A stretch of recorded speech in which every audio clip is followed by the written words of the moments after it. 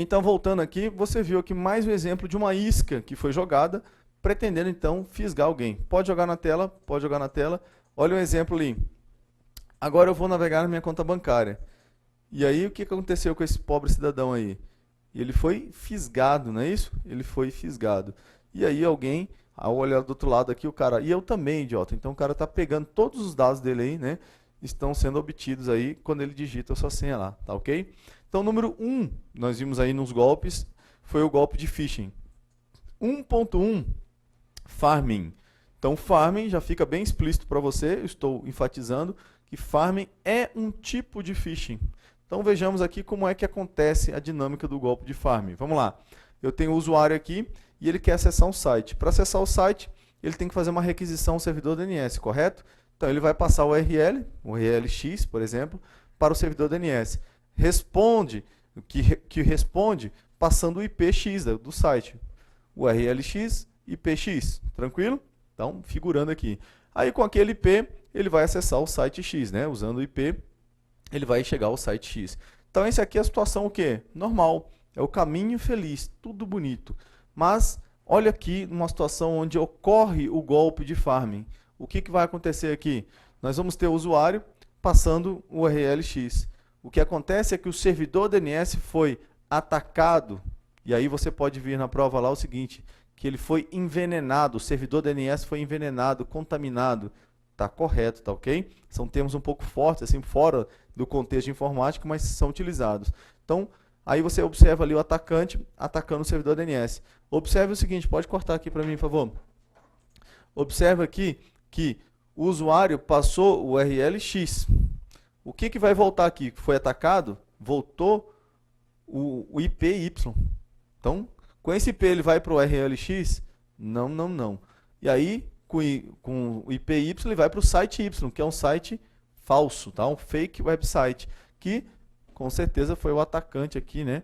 Que colocou lá no ar. E aí ele vai ali pedir informações de login, senha do cara. E aí tem toda uma dinâmica para o golpe. Então, o farming, você já colocou aí que farming é um tipo de phishing. Joga para a tela aí que eu estou apagando. Jogou. Beleza. Vamos ver uma questão aqui. Diferentemente dos vírus, que normalmente causam prejuízos ao computador infectado, o phishing é um tipo de ataque cuja intenção é a coleta de dados pessoais dos usuários. Perfeitamente correto, tá? Perfeitamente correto. Então você viu aí a dinâmica, é um golpe, né? Um ataque, é um tipo de ataque. Perfeita questão, tá? Muito boa. Outra, o termo phishing designa a técnica utilizada por um fraudador para obter dados pessoais de usuários desavisados ou inexperientes ou gananciosos, né? Ao empregar informações que parecem ser verdadeiras com o objetivo de enganar esses usuários. Perfeito de novo, né? O item muito bem elaborado aí, explorando toda a dinâmica do golpe de phishing, tá certo? Então, item correto, marcou? Spam, galera. O que vem a ser spam? Então, essa sigla, na verdade, não tem nada a ver com informática. Spam é um enlatado de presunto, vendido lá nos Estados Unidos, né? E devido a um videozinho aí, em que os vikings ficavam batendo no balcão de um bar, pedindo spam, spam, spam, spam. E aí eles associaram o e-mail que incomoda, aquele e-mail não solicitado, né? Que é a definição técnica para o spam, é o e-mail não solicitado. Geralmente é enviado o quê? Em massa, então para um grande número de pessoas, tá?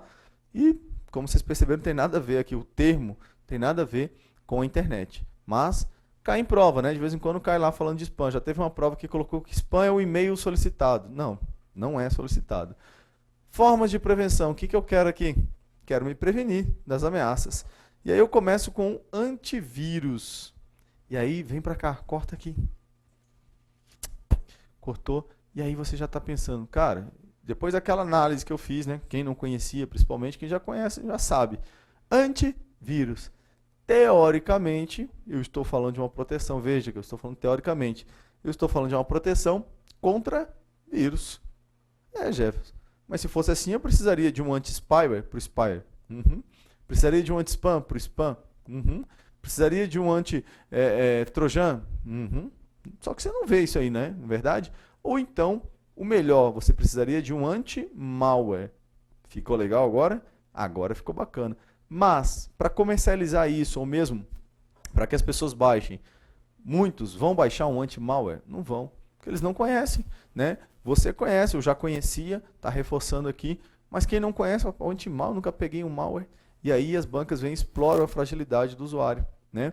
A banca, o CESP já colocou assim, para cada tipo de ameaça é necessária uma proteção específica. Ah não, o antivírus resolve tudo. Errado, tá? Errado, porque ele está falando tecnicamente. Na prática é outra coisa.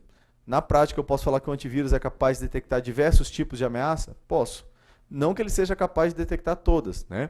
Mas nem todo antivírus vai ter, por exemplo, um anti-spyware obrigatoriamente junto com ele. Não necessariamente. Pode ter uma ferramenta capaz de detectar spywares? Pode.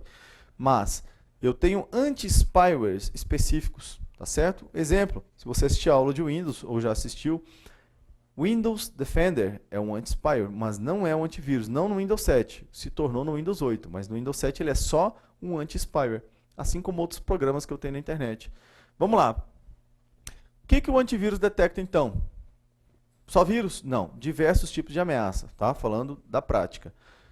Vamos para mais um detalhe. Como é feita a detecção dessas ameaças? Você já percebeu que constantemente tem até um antivírus aí que fica falando, né? As definições de vírus foram... Bom, mas independente de falar ou não, ele geralmente mostra uma mensagem que ele está sendo o quê? Atualizado. Então ele está trazendo o que nós chamamos de assinatura das ameaças. Então se você vir na prova lá, que é necessária uma assinatura, conhecer a assinatura da ameaça, correto. Então, ele detecta os vírus conhecendo as ameaças, tá? Uma base de dados através da atualização.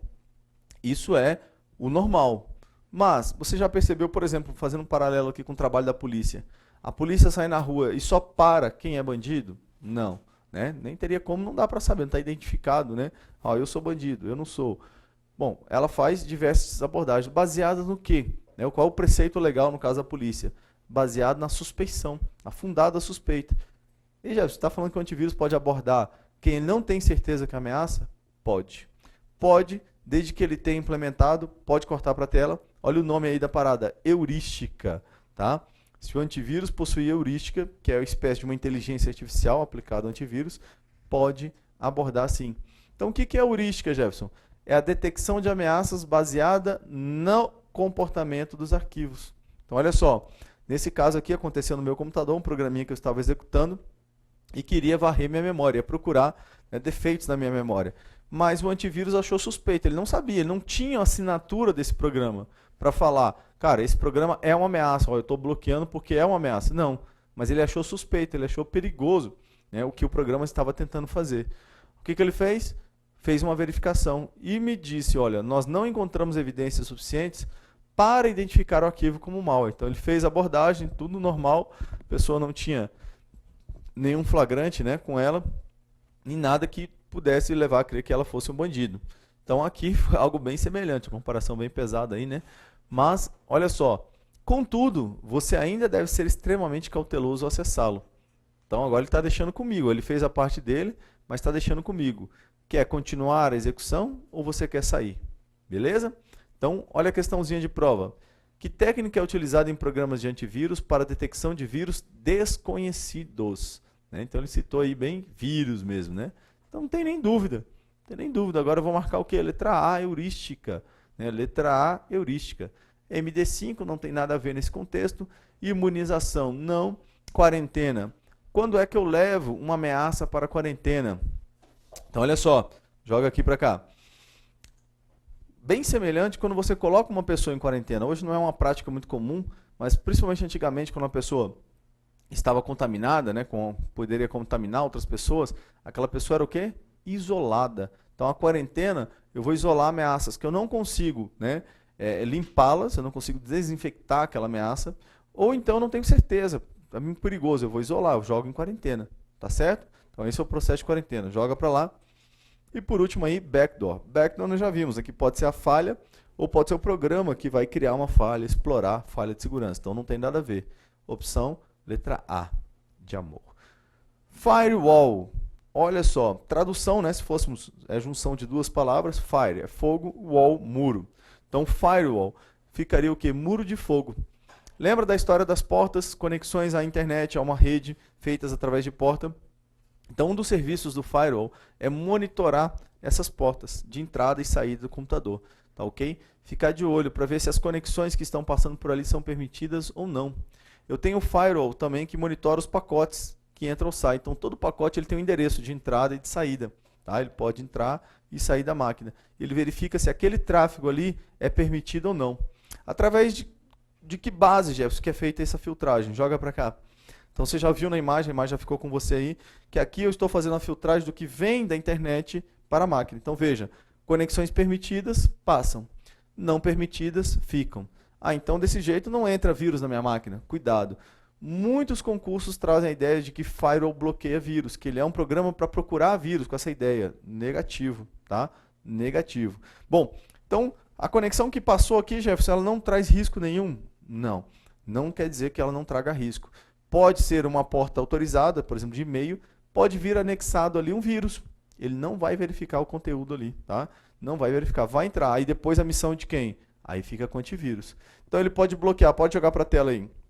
Você está olhando a imagem aqui, conexões vindas da internet e o contrário também, aquelas conexões que saem da internet, ou desculpa, saem do computador para a internet, ou para uma rede. Eu estou colocando internet aqui, mas pode ser dentro de uma rede, tá ok? E aí eu tenho um conceito, pode jogar para cá. Eu tenho um conceito aqui de firewall pessoal, aquele que é instalado na minha máquina, e eu tenho o firewall de rede, que é para proteger toda a rede, tá certo? Então eu tenho esses dois tipos de firewall aí, posso ter esses dois tipos.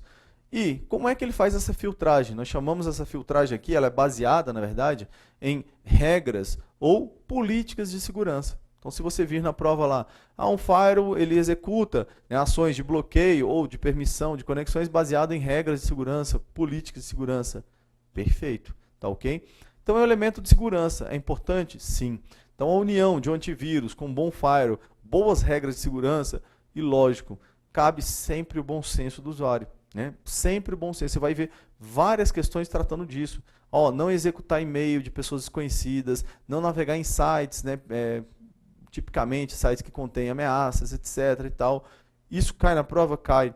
E é um entendimento que subjetivo, não é uma coisa que está em apostila diretamente, é um cuidado que o usuário deve ter, assim como no mundo real, aquelas dicas de segurança que a polícia nos passa, não fica parado dentro do carro, for entrar, tiver alguém perto, tem que seguir para preservar a minha segurança, eu não posso esperar que a polícia esteja presente a todo momento para me salvar, tá? Joga para a tela, então aí nós vimos aí o firewall, olha a questão, nas empresas, o ataque às informações eletrônicas por vírus, malwares e hackers é muito comum, pelo fato de as redes estarem habitualmente conectadas à internet.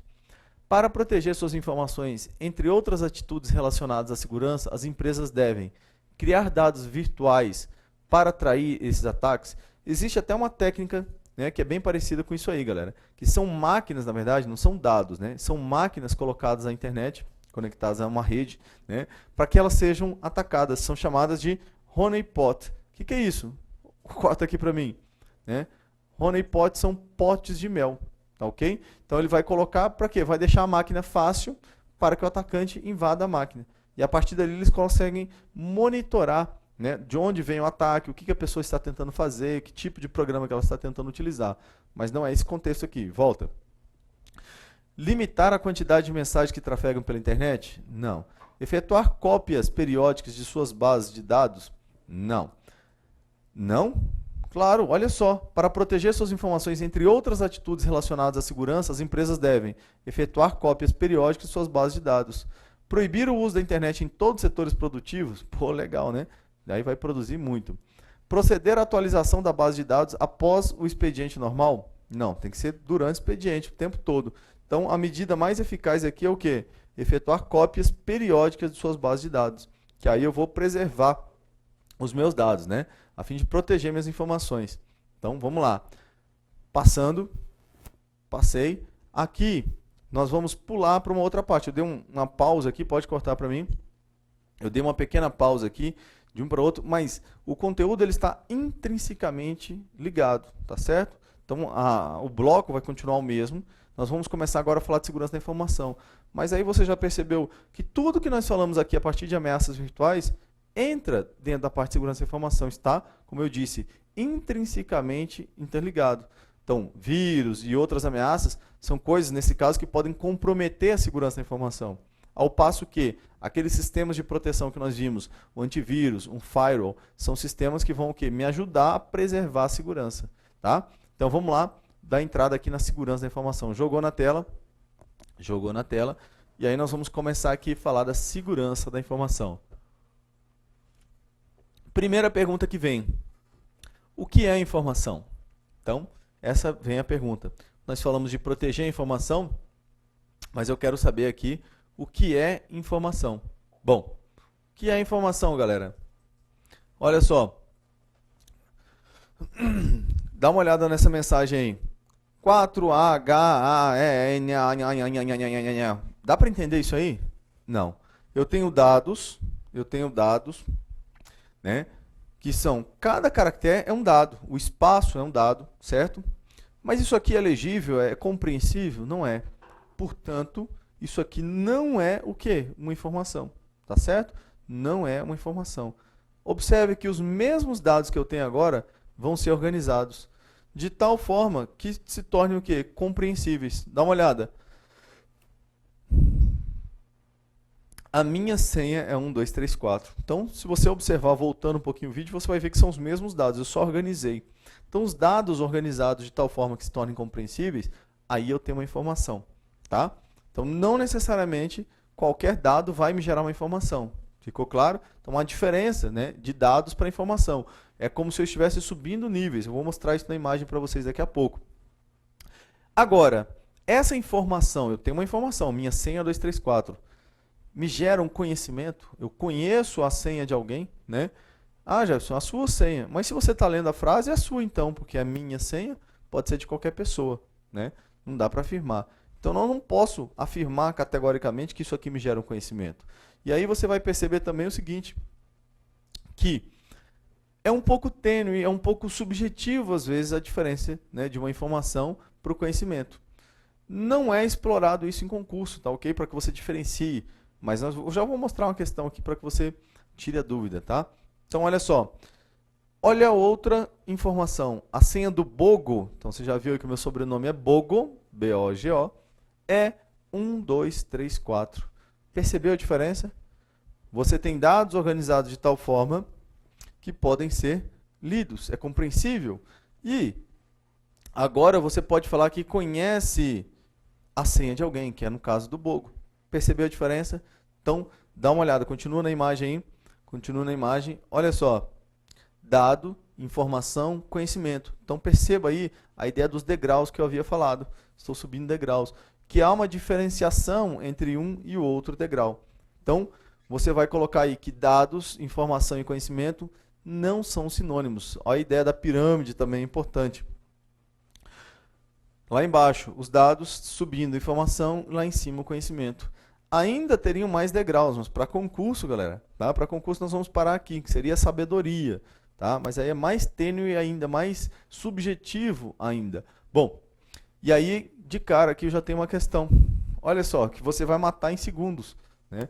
Do ponto de vista da tecnologia da informação, os termos dado, informação e conhecimento são sinônimos. E aí, do ponto de vista da tecnologia da informação, eles não são sinônimos. Matou? Beleza. Vamos lá. Aqui nós vamos falar agora da divisão da segurança física. Quando eu falo em segurança da informação, da divisão da segurança física, não, da divisão da segurança da informação, né? O que ela deve me proteger? Então, ela deve me oferecer segurança física. Quando eu falo em segurança da informação, corta para mim. E aí é onde muitos ficam assim, meio segurança física, Jefferson, com segurança da informação. Segurança da informação só dados armazenados no computador e acabou. Não pensa assim, tá? Então, segurança da informação vai envolver o contexto físico da empresa. E físico eu estou falando literalmente paredes, portas, tá? Isso aí deve ser pensado. A segurança de quem acessa, né? As pessoas, identificar as pessoas que acessam o local da empresa fisicamente, se possível identificá-las com crachá, filmar, né? Tudo isso todos esses são cuidados que uma empresa deve ter. Então vamos lá, joga para a tela. E aí você viu ali, número 1, segurança física. Ok. Olha só, então vamos ver o que a segurança física deve me proteger, né? Ela deve me proteger contra, letra A, incêndio. Eu tenho que pensar nisso, né? em caso de incêndio, eu tenho que preservar meus dados, né? Então isso aí é um requisito que deve ser pensado. Se pegou fogo na empresa, de alguma forma meus dados devem ser preservados. Já você falou preservar os dados e as pessoas. Não, aí é outro plano de contingência, né? Aí eu tenho que pensar na evacuação, etc. Mas eu tenho que pensar nos meus dados. Letra B, contra-alagamento. Então, não quero que meu servidor, né, o local onde ficam minhas máquinas lá, armazenando meus dados, aconteça algo desse tipo que está na imagem aqui, né? Olha as pessoas aqui, está tudo cheio de água aí, né? Então, não quero evitar esse tipo de situação, tá certo? E o que mais? Além disso, poderíamos colocar aqui como um dos principais, né, pontos. Um dos principais, não é? Quer dizer que os outros são irrelevantes, não. Olha só, letra C seria o acesso indevido. Então, evitar que pessoas não autorizadas acessem a informação, tá certo? Então, segurança física deve me proteger contra esses requisitos aqui. E evitar aqui, no caso, a invasão por pessoas não autorizadas. Como é, então, quais os meios que eu tenho para prover a segurança física? Quais são os meios? Vamos lá. Vou pensar na estrutura, como eu disse. E aí, uma porta dessa vai me oferecer segurança? Com certeza. Mas não necessariamente uma porta dessa vai me proteger, por exemplo, contra o alagamento. Então, né, tem que ser pensado isso também. Uma catraca é uma segurança física? Sim. Que ali eu vou colocar um segurança, uma pessoa ali que vai cuidar para ver quem que está se autenticando, quem é que pode passar ou não. É um meio também. Aqui eu tenho na imagem agora o que nós conhecemos por sala-cofre. Então, sala-cofre é uma sala que geralmente, né, ela vai oferecer todos aqueles níveis de proteção contra incêndio, contra alagamento e contra o acesso indevido. Só que um detalhe, inclusive que está aí na imagem, não pode acontecer nunca na sala-cofre, nunca, tá? O que você vai observar aí? Pode cortar para mim aqui. Nunca a porta pode ficar o quê? Aberta, tá certo? Uma porta aberta, no caso de alagamento ou de incêndio, ou mesmo do acesso indevido, eu perdi os 3 níveis de proteção praticamente, deixando a porta aberta. Então não pode, beleza? Vamos lá. Mas esse aqui, com certeza, não é o item mais cobrado em prova, mas de vez em quando vem e confunde. Porque não se pensa, né? Quando se fala em informática, só se pensa nos computadores, na informação passando por mensagem eletrônica, mas não se pensa, por exemplo, de alguém acessar a máquina e utilizá-la, tá certo? Eu estou apontando para o meu lado aqui porque meu computador está aqui. Bom, geralmente não se pensa nisso. Na filmagem, no cadastro, e várias questões de prova já abordaram isso. Desde o uso de crachá até o controle na entrada das pessoas. Corta para cá. Então nós vimos aí o número 1, segurança física. Agora nós vamos então para o tópico aí, com certeza, o mais cobrado em concurso, que é o quê? A segurança lógica. E é o que geralmente o candidato sente mais, né? Ah, esse eu preciso estudar, o outro eu vou deixar quieto. Não estou nem aí, não. Não faça isso, tá? O bom candidato ele tem que estar preparado para tudo. Como diz o ditado, se queres a paz, prepara-te para a guerra. O que vier na prova, você vai destruir, tá certo? Então vamos analisar. Segurança lógica. O que eu quero preservar aqui, galera? Né? Propriamente as informações, aquelas informações que estão no meio eletrônico. Então, vamos lá. Segurança lógica. Deve me proteger contra o acesso e ou manipulação indevida da informação. Então, não quero que pessoas não autorizadas vejam a informação, tá certo? E muito menos a manipulem. Então, posso impedir que elas peguem a informação? Muitas vezes, dependendo do trâmite, se for para a internet, por exemplo, não. Mas eu posso impedir com que elas compreendam a informação. E a ferramenta para isso nós já conhecemos. Vamos relembrar já já. Então vamos lá. Essa segurança que eu estou falando então, lembrando, né, que é a segurança lógica. Então olha aí, o homem mau, está encapuzado o cara aí, né, acessando informações. Continua. Meios para prover a segurança lógica. Então vamos lá. O que eu vou pensar aqui? Principalmente na criptografia, tá? Principalmente, mas nunca somente. Então vamos lá. Vamos relembrar, pode manter na tela e relembrar o que é criptografia. Criptos, já disse, não vem do grego, quer dizer esconder. Grafém vem do grego, quer dizer escrita. A escrita escondida. Então olha só, tem uma informação. Olá, apareceu para você aí. Olá. E aí eu quero criptografar isso. Para criptografar alguma coisa, eu preciso de um programa que faça criptografia. Tá? Ela é chamado, no contexto aqui, de algoritmo criptográfico. Então, eu vou pegar essa mensagem e aplicar um algoritmo criptográfico. O que ele vai fazer? Ele vai criptografar a informação. Mas espera aí, se eu fizer simplesmente isso, mensagem, algoritmo criptográfico, qualquer um que tenha algoritmo vai desfazer isso, não é verdade? É. Então, para isso, eu vou aplicar esse algoritmo, uma senha, para tornar aquela criptografia o quê? Digamos assim, pessoal, tá? Para que só quem tem a senha consiga desfazer, vai conseguir desfazer aquilo ali. Bom, e ao final, então, desse processo, eu vou ter ali a mensagem, olha só, criptografada.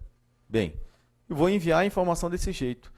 A informação estando criptografada, isso impede que alguém intercepte a mensagem? Não, não impede. Mas, convenhamos, corta para mim aqui. Convenhamos, se a pessoa interceptar a mensagem dessa forma como você tem aqui na direita, ela vai compreender alguma coisa? Não.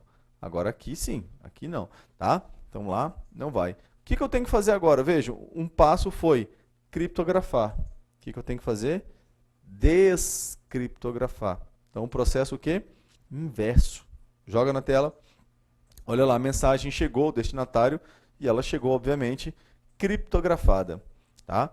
E aí o processo inverso. Precisa do algoritmo criptográfico? Sim, precisa do algoritmo criptográfico. Precisa da senha? Precisa da senha, porque como eu disse, não qualquer um faria, tá? E aí ao final a mensagem vai ser o quê? Descriptografada, beleza? Mensagem descriptografada e, portanto, legível, compreensível. Ok, vamos lá então. O que nós vamos conhecer agora? A criptografia simétrica, que é um método criptográfico, tá? Eu vou falar para vocês só os principais, aqueles que mais caem em concurso, para a gente não ficar analisando aqui coisas que não tem nada a ver. Agora eu quero que você corte aqui, joga para cá e me fala aí. Você sabe o que é simetria? Quer dizer, então, igualdade. Igualdade entre os lados. Os lados são iguais. Então, uma criptografia simétrica, os lados serão iguais. Que lados são esses? Pensa comigo. Sempre eu tenho alguém que envia informação, eu tenho alguém que recebe.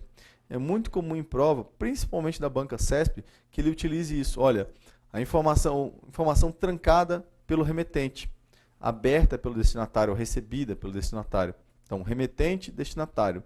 Os dois lados, um tranca, o outro abre. Vamos ver como que é essa igualdade, então. Joga na tela, vamos conhecer aí nossos personagens dessa aula aqui. Olha aí, ó. Criptografia simétrica, eu tenho um personagem aí chamado Zezinho, e eu tenho a Marieta, sua companheira aí, Marieta. Zezinho vai criar uma chave, ele vai criar uma senha para usar no algoritmo criptográfico. Então vamos supor que ele tenha criado a chave ali 1, 2, 3, 4. E aí eu te pergunto, Marieta pode definir uma outra senha aleatoriamente? Tipo, eu quero definir uma senha. Não pode. Por quê? Porque o método é simétrico. A igualdade entre os lados consiste no uso da mesma chave. Então você vai colocar como dica aí, criptografia simétrica, chave única. Pronto, resumiu toda a criptografia simétrica. Bom, então me diz um negócio. Como é que Marieta vai obter essa chave? Vamos supor que eles estejam distantes. Zezinho vai ter que, de alguma forma, enviar essa chave para Marieta. E aí, eles terão a mesma chave. Isso é uma criptografia simétrica, tá ok? Bom, você já viu então aí que tem uma fragilidade no processo, que é o quê? Justamente o envio da chave, né? Enviar a chave para Marieta é um processo perigoso, tá certo? Vamos então dar uma olhada aqui em um exemplo da criptografia simétrica. Olha só, Zezinho é o cara que está escrevendo a mensagem. O que ele é mesmo? Remetente. Tem que pensar desse jeito, porque é do jeito que vem na prova. Então tem a mensagem original. O que ele vai fazer com essa mensagem, gente? Ele vai criptografá-la, tá? Essa mensagem vai ser criptografada. Como? Com o algoritmo criptográfico. Aplica-se a senha. A mensagem vai estar, ao final, criptografada. O homem mau, se interceptar essa mensagem, será capaz de compreendê-la? Né? Então, olha aqui o homem mau. Não vai entender a mensagem. Aí a mensagem vai ser enviada para Marieta. Então, veja aqui, eu só vou voltar no homem mau, só para a gente pensar no detalhe. Corta aqui para mim. Só para a gente enfatizar aqui um detalhe. O atacante ele não entende a mensagem, esse homem mau, se ele interceptar a mensagem assim, tá? Então ele está aqui interceptando a mensagem que saiu da máquina. Se ele de alguma forma invadir a máquina e pegar a mensagem original, não tem jeito, tá? Mas isso aqui não vai estar como peguinha na prova para você não, você pode ficar tranquilo, tá? Não que eu tenha visto até hoje questões desse tipo, eu estou falando aqui só por precaução, tá certo? Então, no próximo bloco nós continuaremos aqui com o envio da mensagem, já já.